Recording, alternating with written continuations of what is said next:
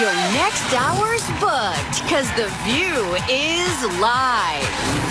Pelosi says no.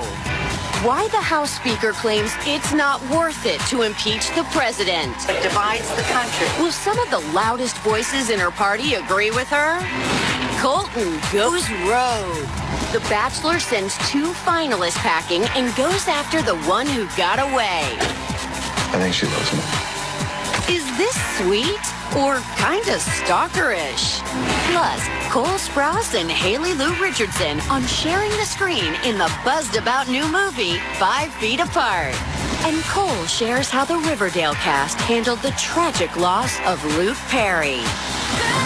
Hot topics are on the table with Whoopi, Abby Huntsman, Joy Behar, Sunny Hostin, Meghan McCain, and Anna Navarro. Now, let's get things started.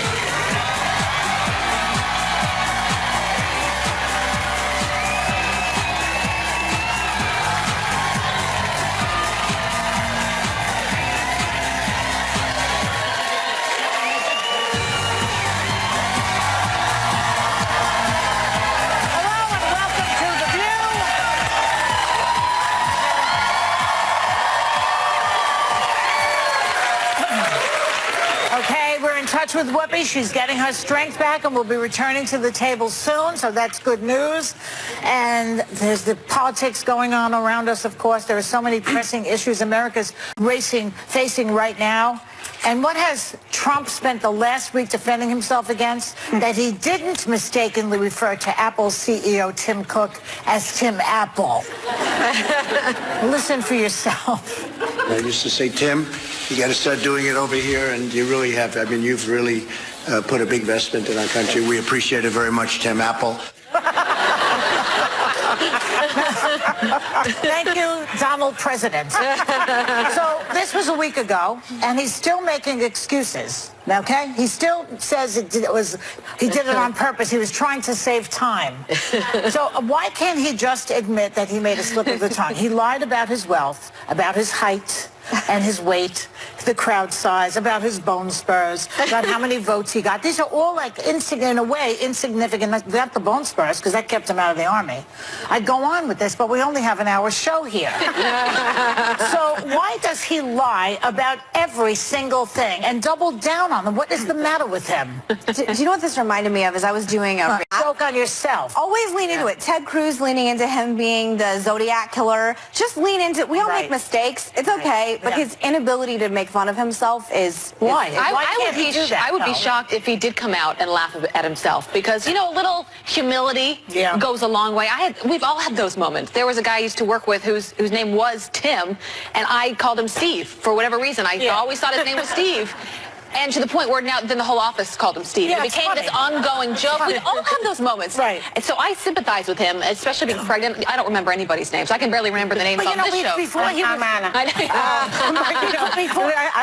think 2 things. Number 1, this cannot be Trump being tired, because between executive time and golfing, it can't be, blaming it on exhaustion. No. But remember, everything Trump does, because he is a narcissist, is called Trump. Yeah. So of course he thinks the guy's name is Tim Apple. Oh, that's and the CEO of Lockheed is Marilyn Lockheed. It's Trump Hotel, Trump Airlines, Trump Steak, Trump Vodka, Trump, Trump Water, Trump Mar-a-Lago. I think that the position has made him crazier, frankly. Because when he was on this show years ago, I must have told the story already, because everybody knows when Ivanka was here with him, he said on this show, he said, oh, she's so beautiful, something like that. If she wasn't my daughter, I'd be dating her, something like that. Yeah. And I said, who are you, Woody Allen? And he actually thought that was funny. He actually laughed at that. And that's why you never... I had no idea bad president, because he seemed to have a little more sense of humor. a little bit of a sense of humor, and now he does. Well, he hosted Saturday Night Live also, right? So he has been able to poke fun at himself, but lately he can, and he's been a notorious liar. I think the Washington Post last calculated his lies as of December 30th, so it's been quite a while. But he's made 7,645 false or misleading claims over 710 days. Can you imagine having that job? keeping I know, track counting of them, Trump's lies. counting them, right? I hope that person's getting hardship pay. I know. And then Sarah Sanders lies on top of his lies. Yes, so they yes. just double the lies. But of all the misstatements, this is one that you just kind of have to laugh It was about. silly. I mean, It's pathetic. this can't be a serious story. I mean, we can laugh about the fact that he doesn't have a lot of humility in these moments and can just laugh at himself. And I wish I think he would be so funny if he were able to laugh, because there's so many statements that he makes that you could walk it back and make a joke about. Abby, it's a serious story because he's a liar and he's in the position that he's in. Nobody knows what the truth is from him. We can't rely on him ever telling the truth. He's the president of the country. I'm just saying with Tim Apple, that's one you can just. I know, but he doesn't laugh at it. That's the serious None of our lives part. are going to change based off him calling Tim Cook or Tim Apple. No, but I think her point is, look, if he lies about such stupid, insignificant things that we should be laughing at, what doesn't he lie about? How does the country know the difference when the president of the United States is telling the truth or telling a lie when he lies about even the most insignificant things? I think what Abby's trying to say, though, is this isn't new. Like, the fact that he lies a lot isn't new. We knew that during the election. We're 2.5+ years in. Like, okay, he's going to lie about something as stupid as Tim cooking Tim Apple, which, by the way, Tim Cook has leaned into it. He put the Apple emoji as his Twitter account name now. He has a sense of humor. I mean, I think, but it's like, oh, and there's gambling in Casablanca and water's wet. Trump lies. Breaking news on ABC's The View this morning. It's not about that. But it's not about breaking news. Why it's horrible. It's Whether serious. we know it or not, and I agree with you, we've known it all along.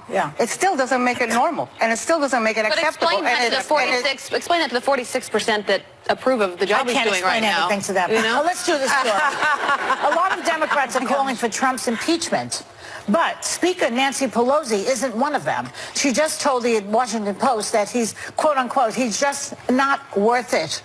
She says it will divide the country unless there's bipartisan support. A lot of Democrats disagree with her. What says the group? I think you're right. Everybody agrees with her? Sonny, you said you didn't. I don't agree. It's okay, ma'am. No, I don't agree. You know, I think that the House has to do its job, regardless if it doesn't go anywhere. And I think, you know, we all know that when you impeach a president, the House votes to impeach, but then the trial is held by the Senate. And because the House is run by Democrats, the House would likely impeach if they find high crimes and misdemeanors. The Senate would never convict him. Not at this point. At this point. I don't think at any point, honestly, because I think it's so partisan right now. So the Republicans are in charge of the Senate. It will go nowhere. But that doesn't mean that the House shouldn't do its job and make sure that the people of the United States feel confident that at least one branch will do the job. There's one way to get Trump out of the White House. Democrats realize you just got to win. You got to win in 2020. It's as simple as that. And I think what Nancy Pelosi is doing is she's being the adult in the room, and I think she genuinely cares about the success of the Democratic Party. And she saw what happened to Republicans that focused on this under Bill Clinton. And Wait, can I tell you that stat? for them. After the GOP impeached Clinton in 1998, his approval rating went to 73% because people felt sorry for him. There you go. The words of the wise is sufficient. It was an impeachment election, though, in the midterms. And you have Rashida Tlaib saying impeach Ilhan Omar, Ayanna Pressley, Veronica Escobar, Joe Nuggizi, and I think what Sonny's saying is accurate in the sense that there's a whole constituency that does want impeachment to go forward. But I will say, this quote from her: "Our country is great. It's a great country. Our founders gave us the strongest foundation, and the challenges we have faced, we can withstand anything." I love that messaging, and I love that messaging from Nancy Pelosi, because it's not that America's garbage. So the fact that Nancy Pelosi's saying things that's adhering to people like me means that she's playing some pretty smart politics. Listen, she also left herself some wiggle room, and her quote is, "Unless there's something so compelling and overwhelming and bipartisan, I don't think we should go down that path," meaning impeachment. Look, remember, you know, we all have the memory, those of us that are old enough, of the impeachment against Clinton for sex, basically perjuring himself over sex. I think what she's saying is, we are not going to impeach Donald Trump over paying hush money to a stripper. Now, if we find out that he's compromised by Russia, that he's a Russian asset, I assure you that falls under the something compelling and overwhelming. And high crimes and misdemeanors. Yeah, but to Sonny's point, will the Republicans even go for it then? I don't know. They keep. And that's the thing, you know, do you get a president out by voting? Of course, that's part of our process, but the Constitution is also very much so a part of our process, and the Founding Fathers wanted to make sure that we were protected as the American people against things like high crimes and misdemeanors. Will you be satisfied, Sonny, if Mueller comes out and there isn't a direct link between Trump and Russia and the collusion? I will be satisfied when the process works the way the process is supposed to work. So whether that be the Mueller report, whether that be the Southern District of New York, whether that be the constitutional process, I am a believer in the Constitution. I am a believer in law. I am a believer in justice. And I am a believer in process and the American people. Okay. All right. Coming up, we want to talk about the tragic plane crash in Ethiopia. Should those planes still be allowed in the air? Because the United States has not grounded them, even though a lot of countries around the world have. We'll talk about that when we come back.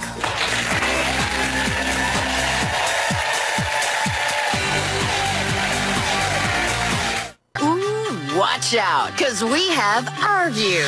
Speak up and listen to women. I'm a sharp-tongued woman. I'm proud of it. That's why when it's time to voice your view, this is where... The girlfriend of Sevi Johnson was found... Still ahead, 5 Feet Apart stars Cole Sprouse and Haley Lou Richardson. So a lot of people are rethinking their travel plans after the second deadly air disaster of the same model plane, the Boeing 737 MAX 8, is it? The MAX 8. Okay. Several countries have grounded them, and some senators want America to follow suit. But shouldn't Boeing keep them on the ground until they investigate what the problem is? Why not err on the side of caution in the United States? Many countries have done that already, including China. You know, just before we got on air, Mitt Romney, so there were a couple of senators, Dianne Feinstein and Richard Blumenthal, who had already come out saying this, and Mitt Romney tweeted just before we got on air, out of an abundance of caution, just what you're saying, for the flying public, the FAA should ground the 737 MAX 8 until we investigate the causes of recent crashes and ensure the plane's airworthiness. Look, as you guys know, I fly every week. Yeah. I'm scheduled to fly the MAX 8 back home to Miami on Friday. And so, you know, on behalf of all of us who fly on planes, we need to find out what is going on because the safety of people comes first. You know what they should do? The airline the flight attendants and the pilots should just say, no, we're not flying. And then they can't fly them. Because this is a new, recently new system. Very unusual for two brand new planes to crash like that. Well, it says that the MAX tends to pitch its nose. So when it's in manual, meaning the pilots are in control of flying it, the nose is pitched up because the engines are bigger. And so to combat that, the sensor naturally pushes the nose down if it thinks it's too high. This is new, apparently, and I'm not an expert on this, but according to this plane. And so the pilots have to rethink the way that they're so again, I don't know what, and they're not saying what caused this yet, but it seems like a lot more needs to be put into this for everyone to feel safe. I hate flying. I would rather take a train for 3 days than fly to Florida. Crash really, I don't sleep the night before. I know. The one thing in the house is dangerous. But you can survive. And yet more accidents happen in the home than anywhere else. And in cars. Maybe we should move. But that's the thing. More accidents definitely happen in cars, and it's so rare to get an airplane accident, get in an airplane accident, because I'm such a nervous traveler that I actually have taken courses on airplanes crashing. I know that sounds very crazy. Yeah, but I've actually had to take courses because I had such an extreme fear of flying. But what's interesting about this is most 737 airplanes have an accident rate of fewer than 1 in every 5 million departures. Amazing. But the accident rate of a 737 MAX, which has a more efficient engine, is now 6 or 7 times that. Yeah. So, and there are only 24 of these planes in the U.S. So why not just ground the 24 planes? And the way Anna just described, in the U.S. the planes fly, they all fly to or from Miami. So just ground. Forget it, Anna. You're not going home. Want to say something? Yeah. No, I just agree with why we should ground them if they're this dangerous. I'm not scared of flying at all. My father, and I know everyone's sick of stories about my father, but bear with me because this one's a good one. Whenever we would have a ton of turbulence, he would be like, I'm not dying in a plane, Megan. If I were going to die in a plane, I would have died in a plane already. And journalists tell this story too when he had it on. And so I was recently on a plane that it made it landed on accident and like had to come back up, and there was all this turbulence, and then I said it, and I was like, my dad said we're not going out this way, and it calmed everybody down. So I don't care. I mean, I'll get on these planes, but I think maybe I've been mind screwed by my late father to think that that's not how I'm going to go out in this world. My mother believed in predestination, so she used to say, don't be afraid to fly. When it's your time to die, you'll die. And I said to her, well, what if I'm on the plane and it's the pilot's time to die? Joy. Now what? Or somebody else on the plane. But I don't want that people, did not make sense. I don't want people to misinterpret. It's entirely rational to be fearful of flying on this particular This is rational. I have the opposite viewpoint as you. When I get on, I look at someone, I'm like, they're not dying today. So, like, I'm going to be good. Yeah. Well, I don't know. So do you have a guest room, Joy? What? You got a guest bedroom? She does. I do. You can come stay at my house. You're not getting on that plane until they ground these planes and get on another plane. JetBlue is flying JetBlue to Miami. Okay. Coming up, a politician is taking heat for dancing to an R. Kelly song. What do you think of that? We'll talk about that next.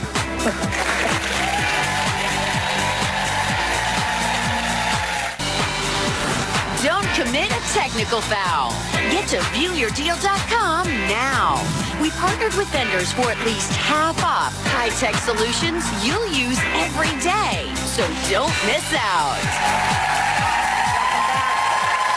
So, Abby, you're apparently wearing the same outfit the royal whatever she is. A producer just brought this out in the commercial break. Oh, it's so pretty. She wears it so much. I'm going to pull an anti-Trump and say she wears it so much better than me. I'm going to be self-deprecating because it's true. Can I take a little credit for this? Because I said she needs to dress exactly like Meghan Markle. Why? Because I think she's nailing it. We're like a month apart in our pregnancies. The problem is she got nailed. She looks beautiful. She does pretty great. She does. She has a little more help than I do, but our fashion team here, we are so lucky on the show. You have the best people here who dress We do, but when I leave the show, I'm in my sweatpants again. She has to wear that all day long. Can you imagine the job here? They have to dress all these 5 bitches every day. By our personality. It's really hard to do. And they do a great job. She does it. We're so lucky. New York Mayor Bill de Blasio is taking a lot of heat after New York One posted a video where he's dancing to the R. Kelly song, I Believe I Can Fly, in a South Carolina church. De Blasio's rep said he didn't know it was an R. Kelly song. I didn't know that qualified as dancing. Yeah, what is that? He looks like he's flying himself to Miami. But here's the thing. Why are they playing an R. Kelly song in a church? And why are they doing that? That I Can Believe I Can Fly, right? Yeah, is it appropriate for a church to be playing his song? I don't think it's appropriate for anyone to be playing R. Kelly songs anymore. I think he's canceled. Really? I do. Yeah. Wow. I do. So that goes for Michael Jackson?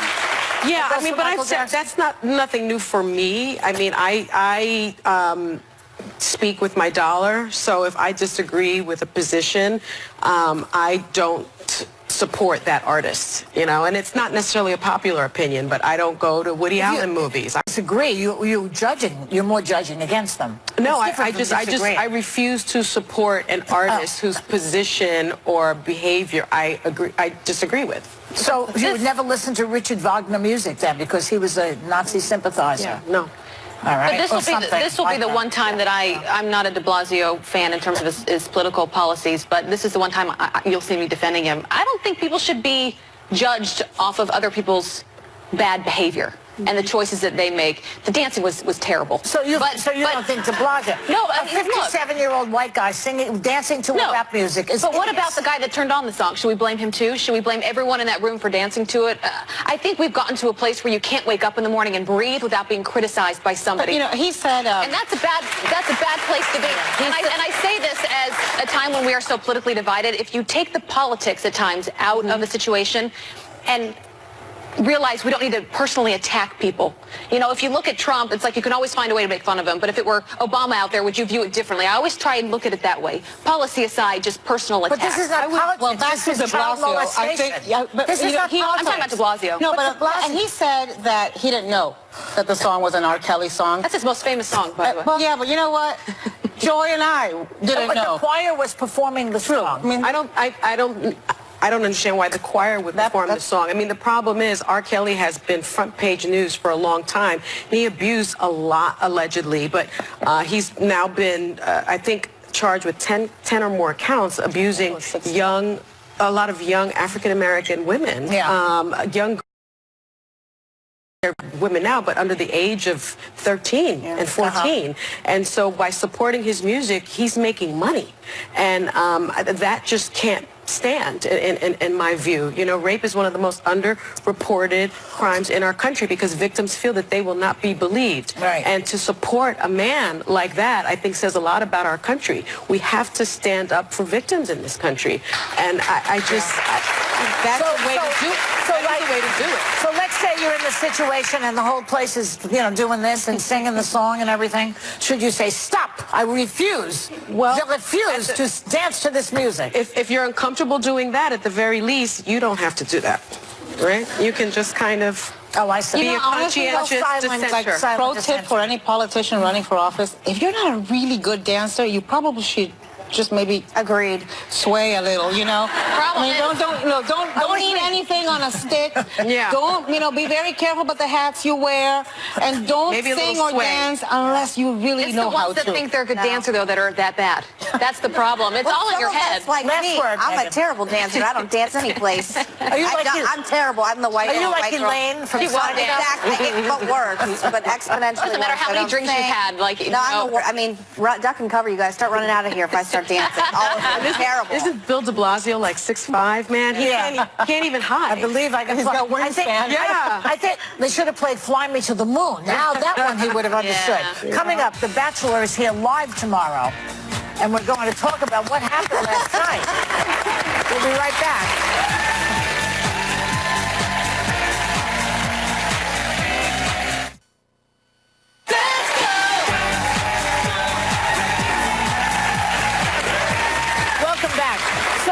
So Colton, the Virgin Bachelor, will be here live tomorrow. We'll see if he's still a virgin by this time tomorrow. So last night, he threw all the rules of the show out the window when he sent the top 2 finalists packing to go after Cassie, the woman who dumped him. Yes. But host Chris Harrison said he may want to face facts. Watch. What if the bottom line is she's just not that into you? I think, I feel like I have a pretty good gut instinct, and I feel like I could read people pretty well, and I think she loves me. I think she's scared to admit that. First question tomorrow, can you take a hint? She may be here, though. We don't know. It says on our list says Colton and TBD, so we don't know. She may be showing up. We don't know because the 2-hour finale is. Of course, I'm the only one on the show that watches. Oh, I didn't even see that on our list. It's the finale tonight, and he's already said goodbye to the other 2 girls because clearly when he jumped that fence, he was like, my heart is only with Cassie. Yeah.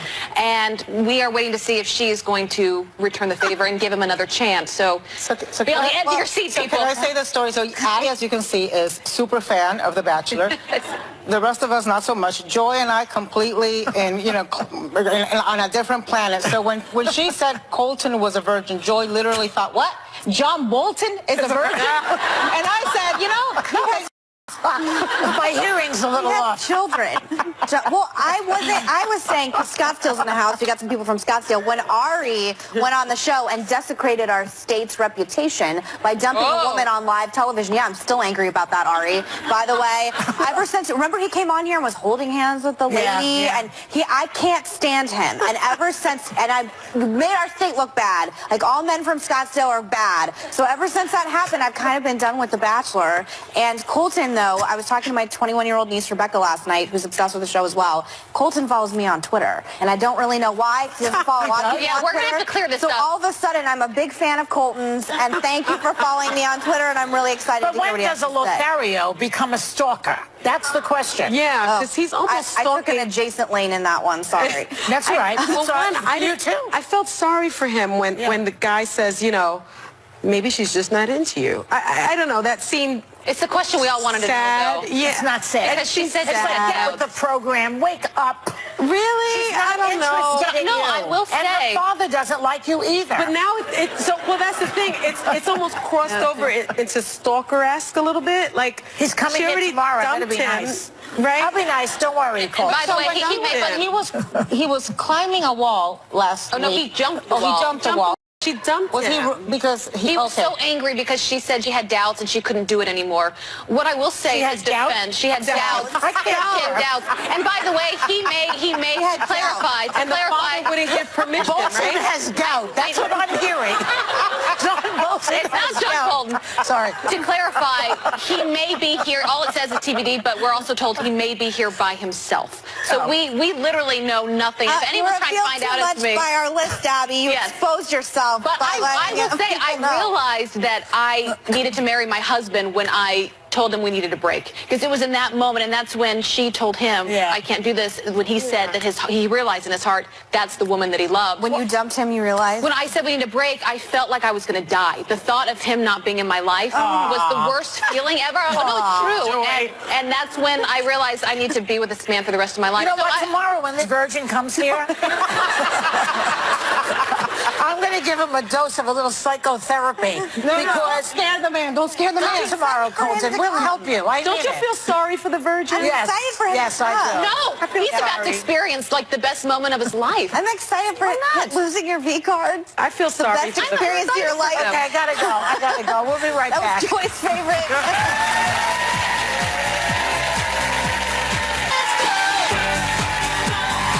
Welcome back. Well, Riverdale star Cole Sprouse is creating fireworks on the big screen with Haley Lou Richardson in the powerful romantic new movie that puts a new twist on forbidden love called 5 Feet Apart. Please welcome Cole Sprouse and Haley Lou Richardson.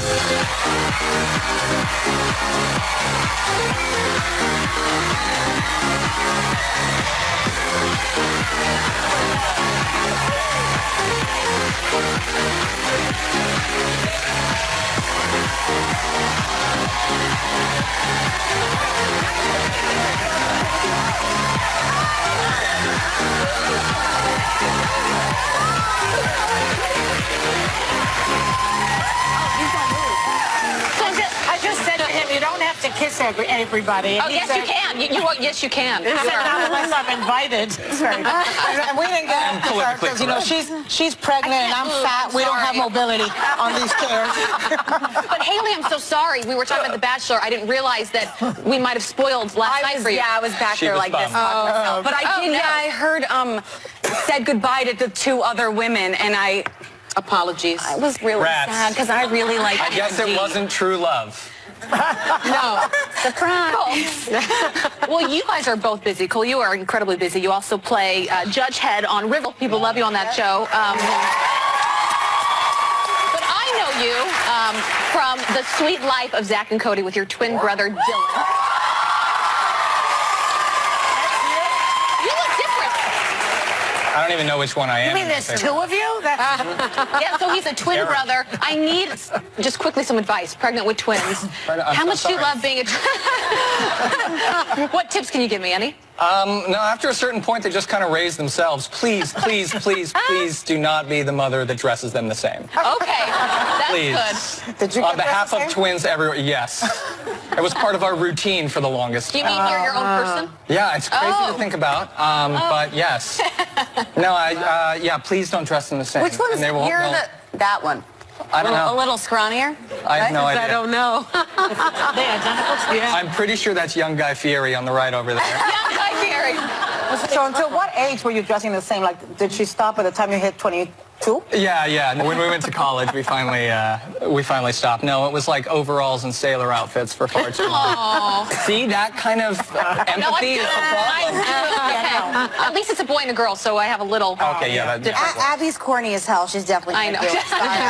You're definitely going to do it. But I feel like you Haley, can't not. What's the point of having twins? That's the fun. Yeah. Haley, we have the most important thing in common. I mean, how can you not? You're going to have twins. How do you not? Sorry. Well, yeah, I agree. She's going to do it anyway. She's not going to take your advice. I'm sorry. But we have the most important thing in common of all things. We're both from Phoenix. Right? Ride hard for Arizona. What is your favorite thing about being from Arizona? And I asked to ask this question.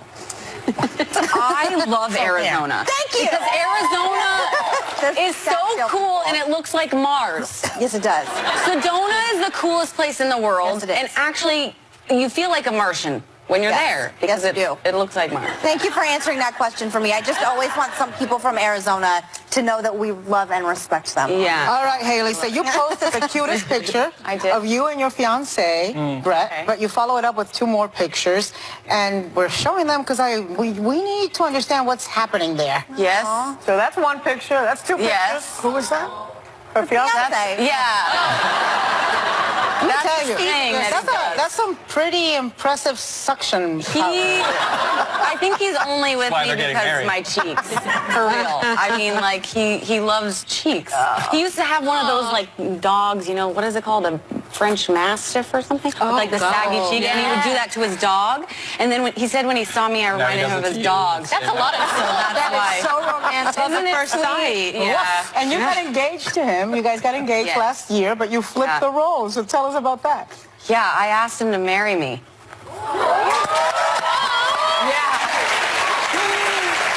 Yeah, and I didn't do it. I wasn't like, oh, I'm going to be like this cool woman and like ask the guy. I didn't really plan it. I just like it was this out of body What did you experience. say? Exactly. Well, I said, do you want to marry me? But it was the place that we were at, what we were doing that was just bizarre. It wasn't like a romantic, not where really were you? romantic. Where were We were at this Denny's. strip mall, by our house, this outdoor strip mall, and he was eating pizza and reenacting some very bizarre Shia LaBeouf interview. He's a bizarre guy, whatever, and very talented. But and I just looked at him and asked him if he wanted to marry me. Did you have a ring? No, but we did tie supple twigs from a bush nearby around our ring fingers, and we have them saved, and then now my ring is engraved like a twig. Yeah. Sweet. See? All right, let's see the I like that. It's really simple, but it's a twig. And look at her nails. So Oh, yeah, I have Indians on my fingers. Well, you two you star in a new film, which I saw, 5 Feet Apart. PSA for the audience. It's a beautiful movie, but it is also an ugly cry movie. Tell everyone what it's about. It's Because I about, ugly cried. it's about 2 young patients with cystic fibrosis. And cystic fibrosis is a disease that requires you to stay at least 6 feet apart from other people with cystic fibrosis. And by the nature of kind of opposites attract, the 2 fall in love with one another and end up kind of being the perfect people for each other at that period of time.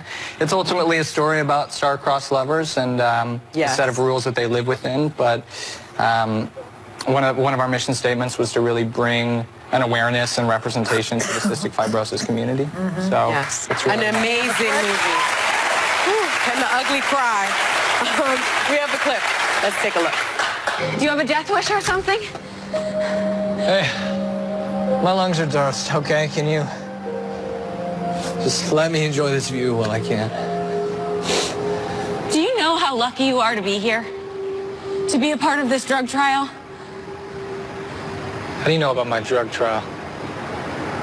You been asking about me? Do you guys do comedy also? Huh? Do you do comedy also? Because that's a Oh, sad she story, does. but you guys, you're naturally both very funny. We are? It's sad, but it's like a very sweet love story, Yeah, though. but it's a sad story. I mean, it's sad. I'm just wondering if you do comedy. On set, we had to remain as respectful and professional as possible, so a kind of levity wasn't with us at all Yeah, of points, course. just to stay in that emotional context. But yeah, But it was at times because when things are so heavy, you kind of have That's to, right. like, it's the natural thing, which is how it is with people with CF. Like, they're, first of all, they're kids for people first. They're not defined by CF. And then I think the fun times we had filming the movie that are reflected in the movie